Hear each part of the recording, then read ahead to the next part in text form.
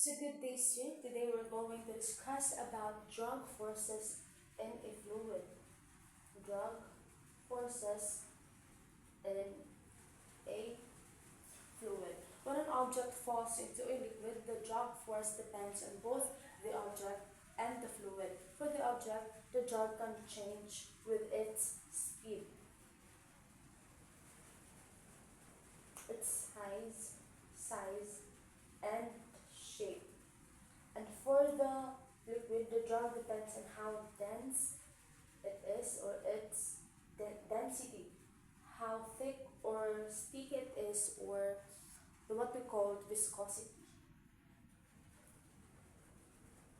and how easily it can be compressed or its compressibility. There are few special cases that um, we can solve according to what I've watched. But the thing is, or the thing he did was, he started by modeling an air drug.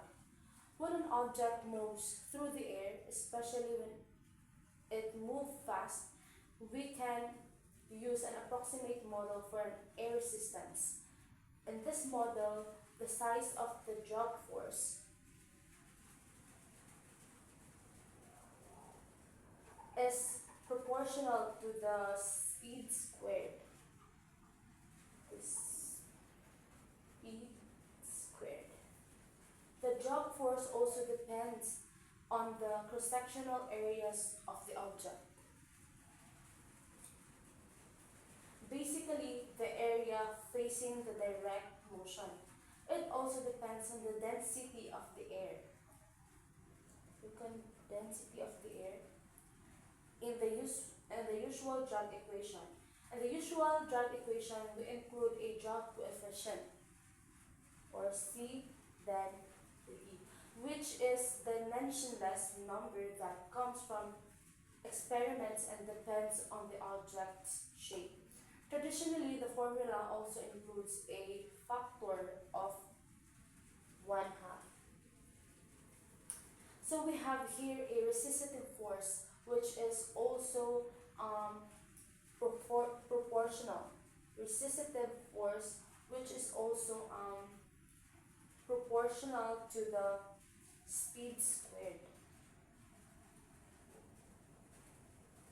It is proportional to the speed squared and depends on the properties of the air or density of the air. This drug coefficient is an example of what we refer to as an air drug. When an object moves very slowly through a liquid, the drug behaves differently from the usual air drug. In the video, he set an example of a marble that has been dropped into a molasses and then drop the same marble into water. The motions will not be the same. This difference happens because the fluids have different viscosity.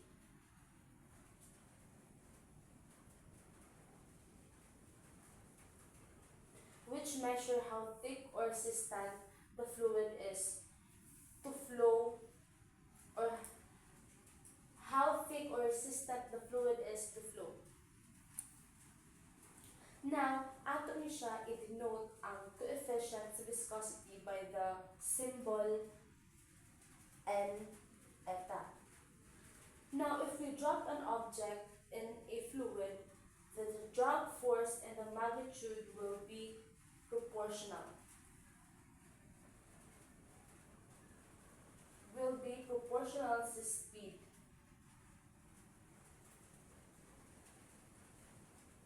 Proportional sa speed.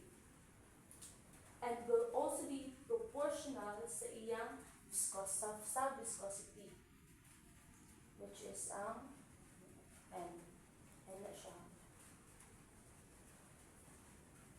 Now for various special cases,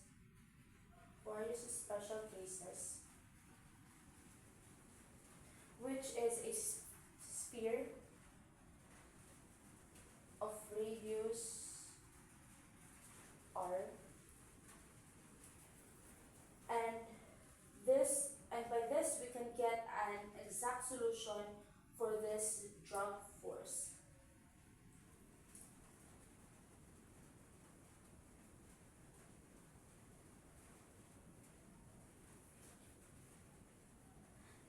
ato ni siya i-describe as or mahimo siyang opposite to the direction of the velocity or sa viscosity or sa velocity or sa speed squared. So it will become like this. There's also a minus sign here, and we'll put a coefficient of negative 6 pi times the viscosity times the radius of the sphere, which is or in this law is what we call as Stokes law. And we can use this to determine the viscosity of the medium. And that's all, sir. Thank you.